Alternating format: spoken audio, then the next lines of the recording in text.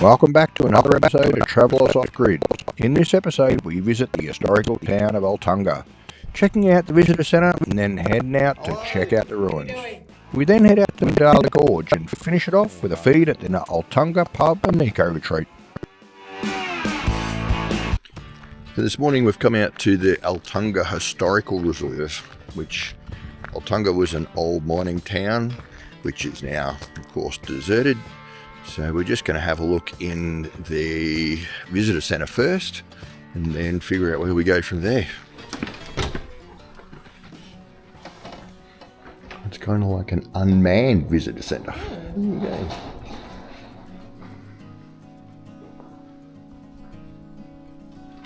Arltunga's fame can be traced from its birth as the first significant European settlement in Central Australia.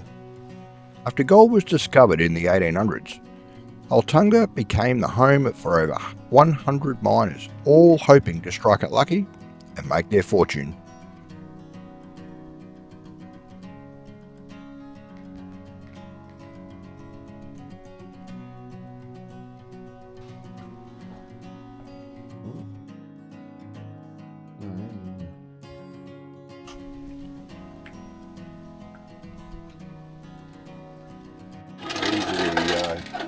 Tin trucks that kids have made. Cam's just taken it to the test drive. How's that going? Alright? Cool. Noisy. A little noisy. It does say that you can take them for a test drive. Park it back where you finished.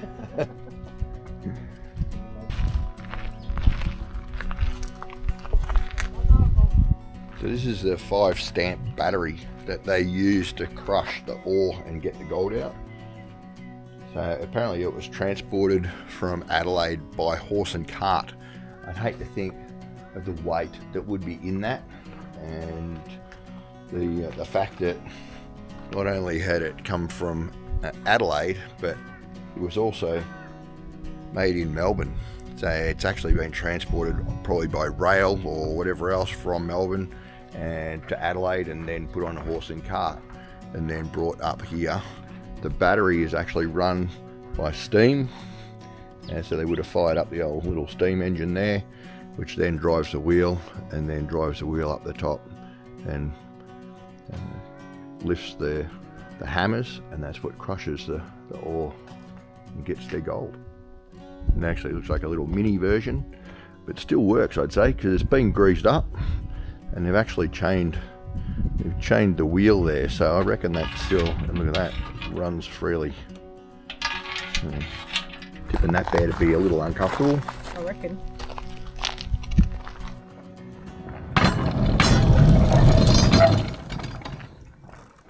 So the visitor centre here at Arltunga it's not manned, so there's no one here. It does have a visitor's book. You kind of just come in, have a look around, read all the history, and then go and tour the ruins, which is right out the back. So you pretty much drive to everything. So we'll head out there shortly. Open daily from 8 AM to 5 PM, and also has toilets, which is good. The actual ruins of the town are just a short drive from the visitor centre.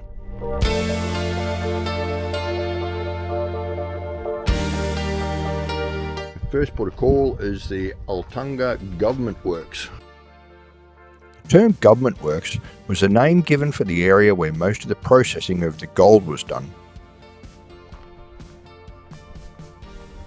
So this was apparently the sailor's residence, and the sailor, his job was to account for all of the gold that actually came out of the mine. Not an overly large property, but cute.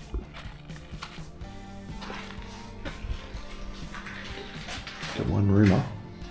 I'd say it's been re-supported with bars, and you get a fireplace. And look, an old oven.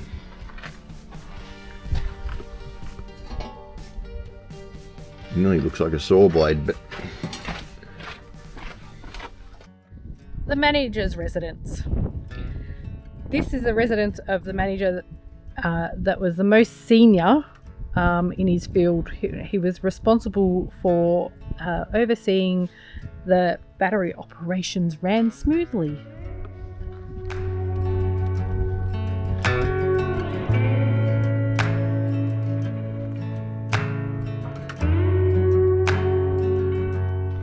I guess it pays to be the manager because you actually get 3 buildings. So you get your main house there.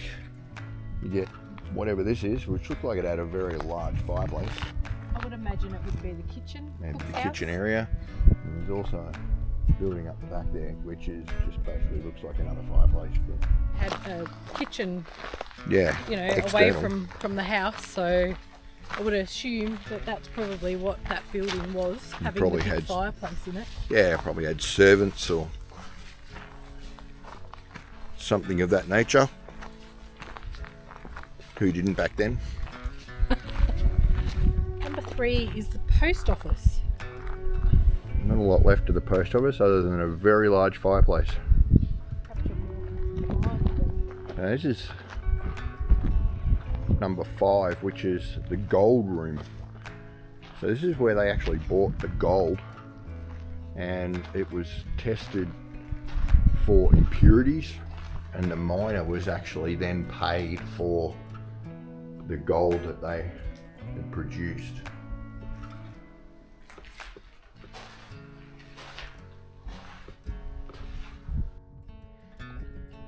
So this is one of the battery sites.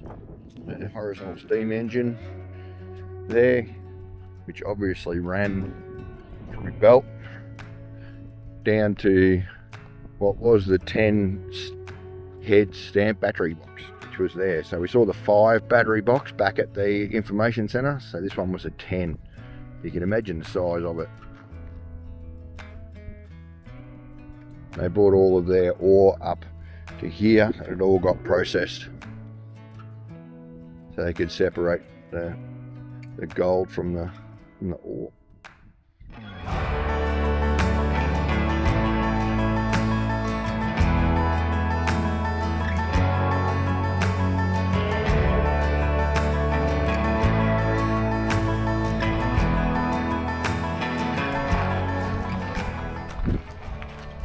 Of course, number 6 is the well.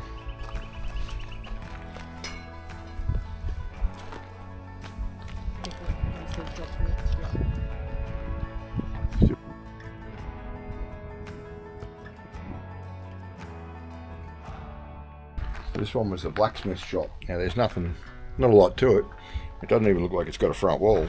So you can just imagine old Mr. Blacksmith in here with his big bellows, pumping away on his fire to make their metal tools.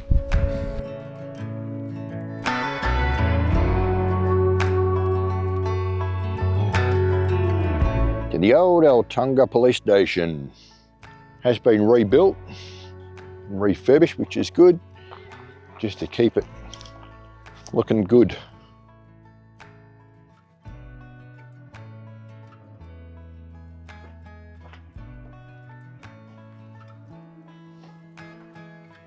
This one hasn't got the metal up near the roof. They've actually put timber rafters. An old lock up out the back.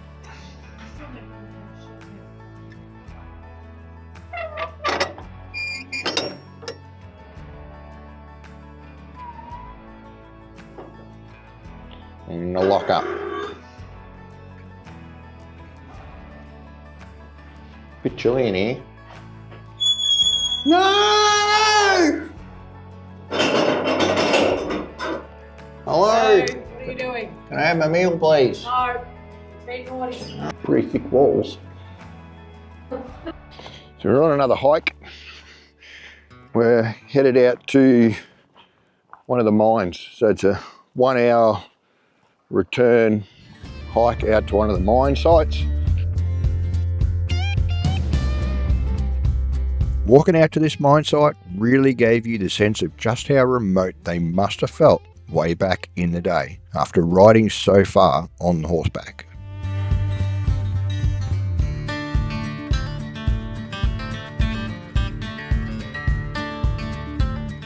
This is one of their mines. Golden chain mine, apparently. Not allowed access, but 1896 to 1905. There's Tam standing up at the information board. It produced 1.8 kilograms of gold. Now that doesn't seem a whole lot. But back in its day, that's quite a bit. And apparently 73 tons of ore. There's another mine here. We'll have a wander down. We can. That's about it. I reckon they gave it a crack and went, yeah, nah. Actually, there's a nice seam of quartz there. Runs around the wall. Obviously, they gave up on that one. Yeah, you can collect the information sheet on your way through. You have to return it. Gives you the walk and what you potentially come across. And they're all laminated, so They're all laminated. Take them out. They don't get wet. put them back when you come back. Okay. Environmentally friendly, look at that. Excellent. Okay, so we're at the Joker Gorge mine. We're gonna wander in. It's hard to tell how far it is in, but we'll have a look and see how it goes. It does say that there's a fairly steep 150 metre climb uphill, which no great drama, but it is towards getting towards lunchtime. Sorry? Getting towards lunchtime or afternoon tea. Rather remains of something just here. It's very round. We'll go to Joker Gorge. Not sure I really want that trip up there to see Joker mines. The Joker Gorge was fairly difficult to access on foot, but when you've got a drone, it kind of makes things easier.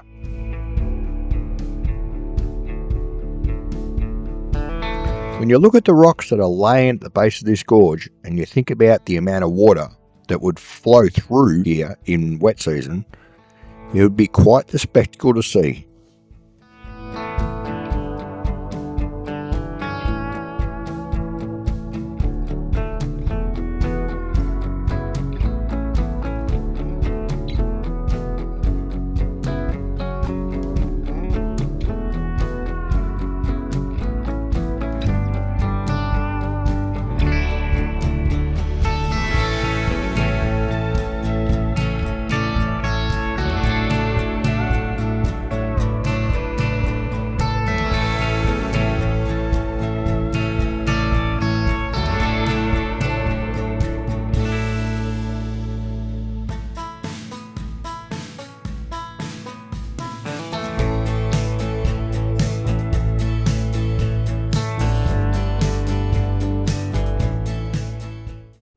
So we're headed into Nadala Gorge. It's just in past the Ross River Resort, which is now closed.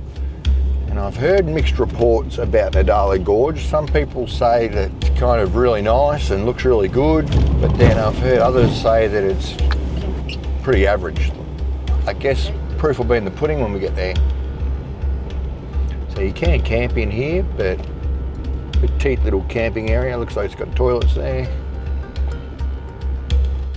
Okay, so we've come to Nadala Gorge, or Ilwenti. Try to pronounce that 3 times quickly. So we're going to do the walk. It's 1.5 k's, 1 hour, easy, and compared to the others we've just done, it's got to be easy, surely. So, Caterpillar dreaming story with a large number of petroglyphs. I'm not sure whether you can see those, but see all the marks in the rock. And It's definitely a fly net down area. The flies are horrendous. I don't mind them. I just don't mind them. Don't want them on my face. And in my ears. I got big ears. It makes a lot of noise when it gets in there. There's a big hole here in the wall. Oh. Little bird's nest up in there. Hey. No one home in most of them. Yeah? No one home in most of them, or any of them.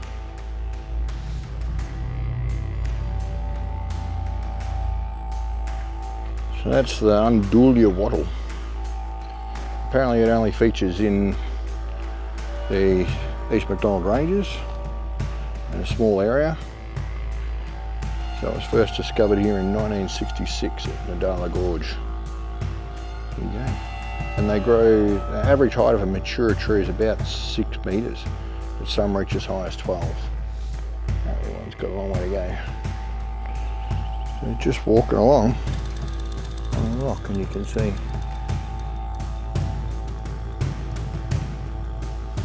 more rock art even on there.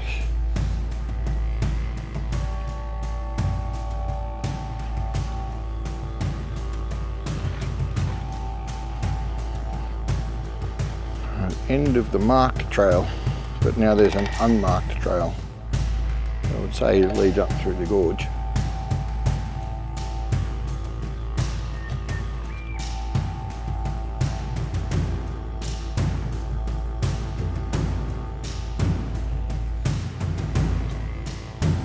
And Nadala Gorge certainly still has the huge red rock faces. A little less water in this gorge than others. This is about as far as you can go. There you go.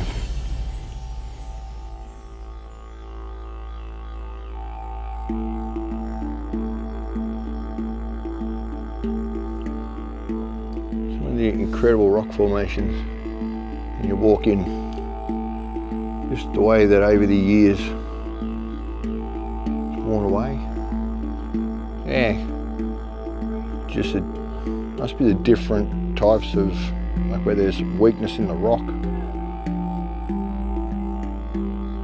Been a big day on the trails. The fun fact for you is flies don't actually like being on the inside of a fly net. They spend all the time trying to get in, and then once they're in, they spend all the time trying to get out. So even the flies on the inside of your fly net don't bother you because they're trying to get out. Well, that's the Nadala Gorge. Kind of, I don't know, nothing special really, was it? Like, it's just a gorge. Yeah, I guess with no water or anything like that in it, but still pretty spectacular with the tall red cliffs and that sort of thing. But kind of worth the walk in. It is a reasonably easy walk until you kind of get about 3/4 of the way in. There's a little bit of stepping over rocks, etc.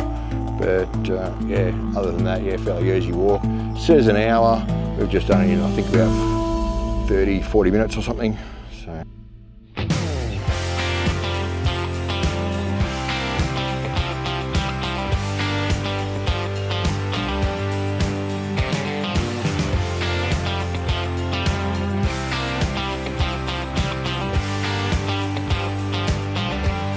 Not far from the historical area of Arltunga lies the Arltunga Pub and Eco Retreat, and I tell you, this place is a little gem. Thought we'd stop in at the Arltunga Pub, which is part of the Eco Retreat as well, so you can camp here or call in for a meal.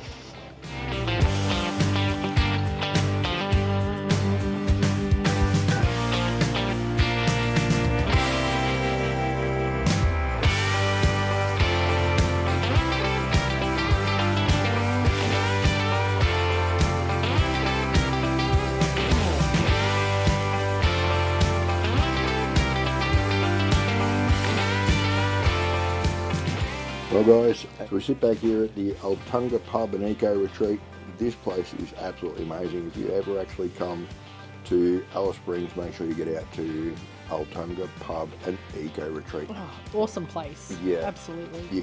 They've got camping here. I think they've got eco cabins and all that sort of stuff as well. Even a swimming pool. Even a swimming pool. So reasonably new owners have reopened it again. We're sitting here. What an awesome place to finish an episode. Absolutely. So, anyhow, make sure you like and subscribe to our YouTube and socials, and definitely make sure you subscribe. A lot of our people that watch our channel aren't subscribed to our channel, and it really does help us out. So and it's free. And it's just remember, free. Yeah. Just push that button, like and subscribe. Absolutely. Anyhow, no worries, guys. Thanks. Catch us in the next one. We are about to head to Alice Springs for a couple of days, so we will catch you there. Cheers. See you guys. Cheers.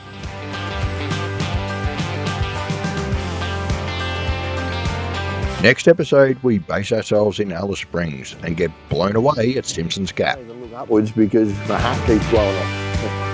We marvel at the beauty of what is Stanley's Chasm. We head to Rainbow Valley and nearly lose our teeth over the corrugations. And we check out the historical telegraph station. See you next time.